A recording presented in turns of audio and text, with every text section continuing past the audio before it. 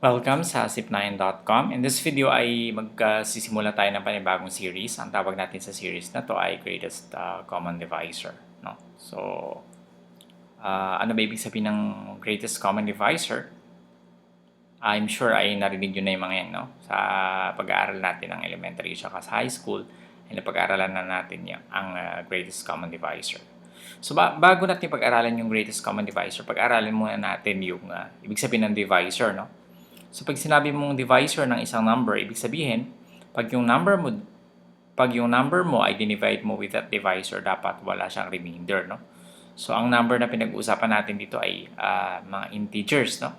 So, for example, for example 1, we have what are the divisors of 6, for example. So, ano bang mga numbers na pwede nating i-divide by? O ano bang mga numbers na pag dinivide natin yung 6 ay walang remainder? So I think ang obvious ay 1. 6 divided by 1 is 6, di ba? So walang remainder. What about 2? 6 divided by 2 is 3. Walang remainder, so divisor siya. What about 3? 6 divided by 3 is 2. Walang remainder. What about 4? 6 divided by 4, may remainder ba? Yes, no? Pag nag-divide tayo ng 6 by 4, I think obvious na ang remainder niya ay 2. So, 4 is not a divisor of 6. No? And I think obvious na ang 5 ay hindi rin divisor ng 6. And, of course, yung 6 is a divisor of itself kasi 6 divided by 6 is 1. Okay, so what about the divisors of 8?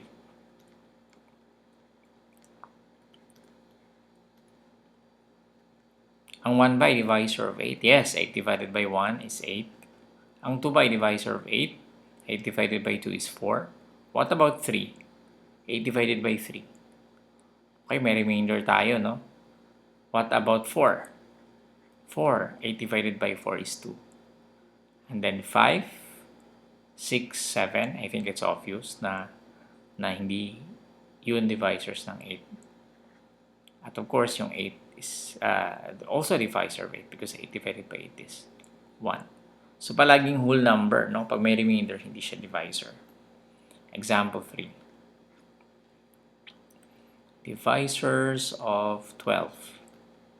Ito, marami-rami ata ito. So, 1, even siya, so 2. 12 divided by 3 is 4. So, pwede. 12 divided by 4 is 3. So, divisor siya. Ang 5 ba divisor? No. What about 6? 12 divided by 6 is 2. No? And I think 7, 8, 9, 10, and 11 are not divisors of 12. And of course, 12 is a divisor of 12. So, kung mapapansin ninyo, ayun, kung nakikita ninyo sa ating pattern sa itaas, meron tayong pwedeng ma-observe, no? That yung common palagi, no? Palaging merong 1, no? Pangalawa, kung ano yung number dito, meron din dito. No?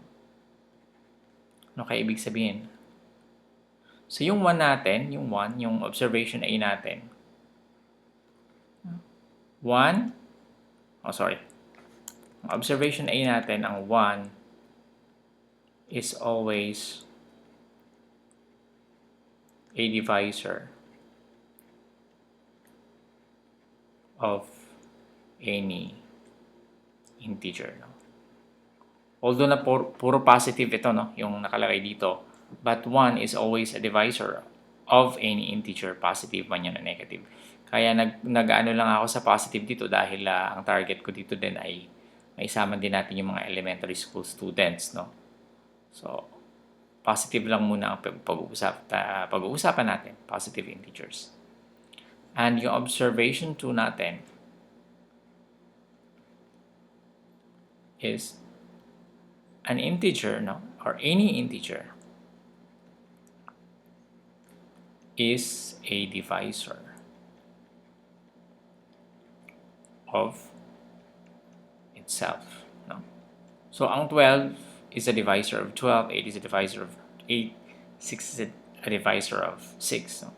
125 is a divisor of 125. So, palagi yan. So, palagi yung 1 at saka yung the number itself or the integer itself is always a divisor of any integer. Okay? Okay, so example number 4. Divisors of 7. Ano pwede natin i-divide sa 7? 1 lang, di ba? Tapos, 2, 3, 4, 5, 6. Pwede ba natin? Hindi pwede, may remainder. 7. What about divisors of 13?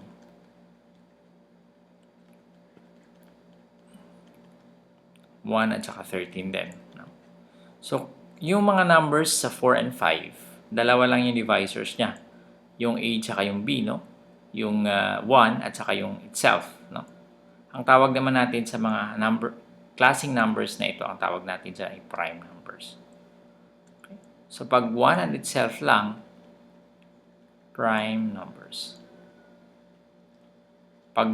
If a number is divisible by 1 and itself only, ang tawag natin dyan ay prime numbers. Otherwise, ang tawag natin sa iba, pag more than 2 ang divisors ay composite numbers.